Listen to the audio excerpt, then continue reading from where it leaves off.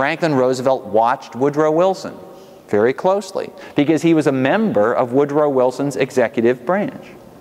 Franklin Roosevelt became Assistant Secretary of the Navy, the same position that Theodore Roosevelt had held. In fact, Franklin Roosevelt modeled his own political career on Uncle Ted's political career.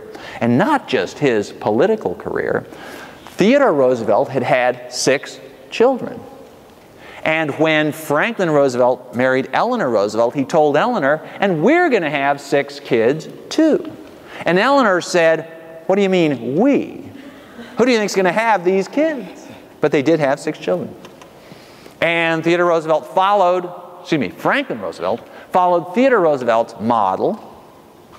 He served in the Wilson administration as Assistant Secretary of the Navy, and he watched very closely how Woodrow Wilson summoned, cultivated popular political support for the war, and he watched how that support persisted throughout the war despite the rising toll of casualties.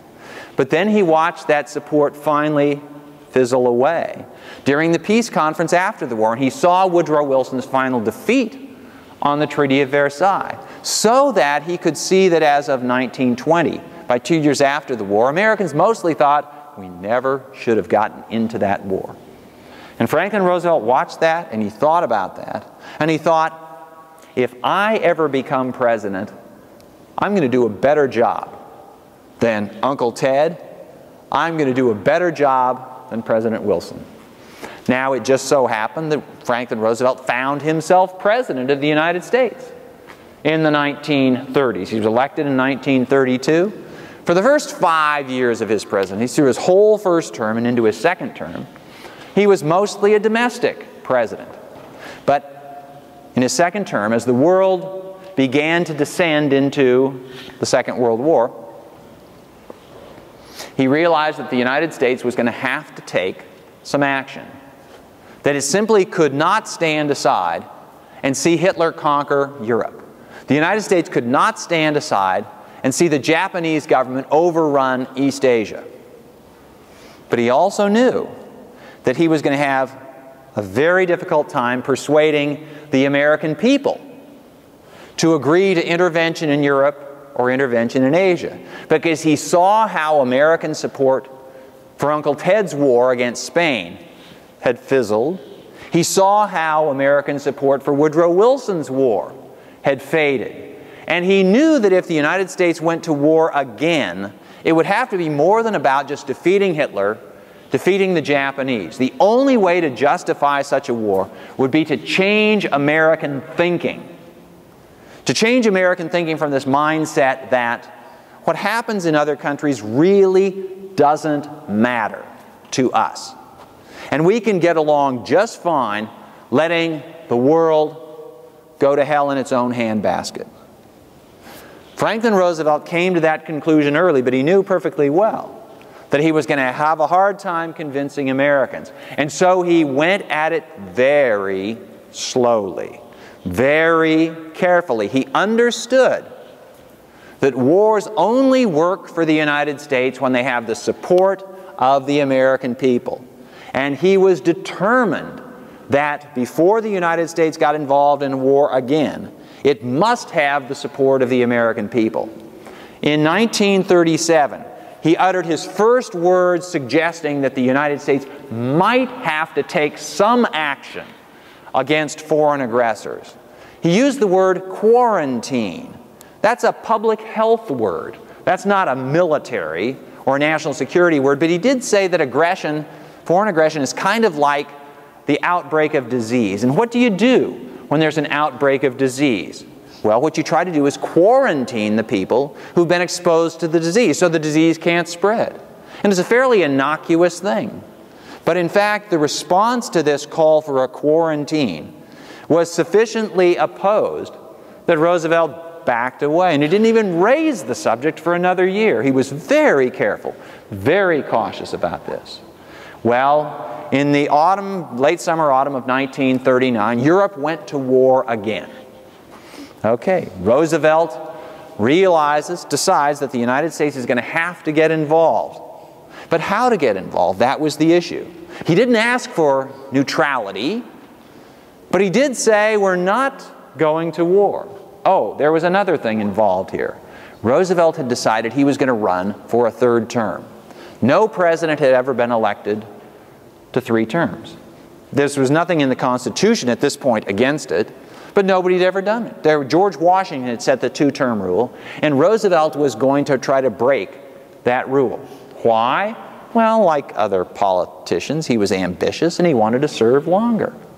But also because he believed that, and this is the commonest thing among people who think they ought to be President of the United States, he was convinced that he was the best person to lead the United States during this time of crisis.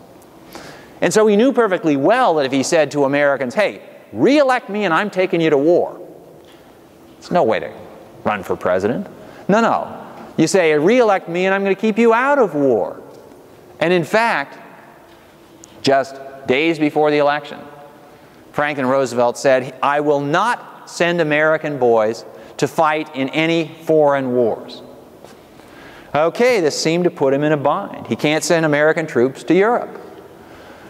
Well, there was, not as though he had his fingers crossed behind his back, but there was an unstated exception to this. And that was, what if the United States gets attacked? Then it's not a foreign war, right? Then it's our war.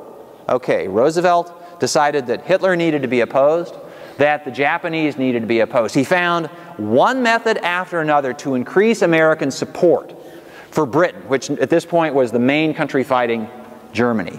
He sent American destroyers to Britain. He persuaded Congress to pass what's called the Lend-Lease Bill. This just opened the floodgates of American money and American weapons to the countries fighting against Hitler and fighting against the Japanese. And then he organized what amounted to a covert and undeclared naval war against Germany on the Atlantic. And he declared economic war against Japan. But he refused to fire the first shot. He insisted that the United States be attacked, because he knew perfectly well that if the United States fired the first shot, then his opponents, maybe not immediately, but after a while would say, Roosevelt led us into war. For Roosevelt, he understood that the only way that support for this war would be sustained, and the only way he could get this change in American thinking about the war, was for this war not to be Roosevelt's war. Not to be Roosevelt's war the way the war against Spain was Theodore Roosevelt's war, or the First World War was Woodrow Wilson's war, but this war to be America's war. So Roosevelt kept cranking the pressure up against the Japanese until the Japanese decided they couldn't take it any longer, and they decided to strike at the United States. The Japanese attack at Pearl Harbor on December 7th, 1941, immediately convinced all Americans that the United States needed to go to war. The reaction was very much like the reaction, again, most of you perhaps don't remember it personally, but the reaction in the United States after September 11th, 2001. The United States had been attacked, and immediately there was this rallying around the president. There was a rallying around Franklin Roosevelt. There was also outrage against Japan. Japan has attacked us, we must attack Japan.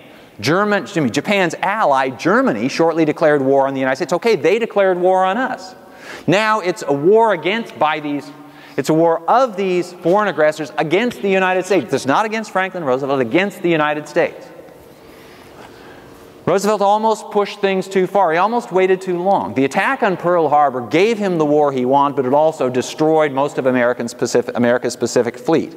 It set back American defense planning in the Pacific by about 1.5 years. It perhaps lengthened the war in the Pacific, but it succeeded in getting popular support for the war. It brought the American people around behind Franklin Roosevelt. In fact, the American people got to get ahead of Franklin Roosevelt.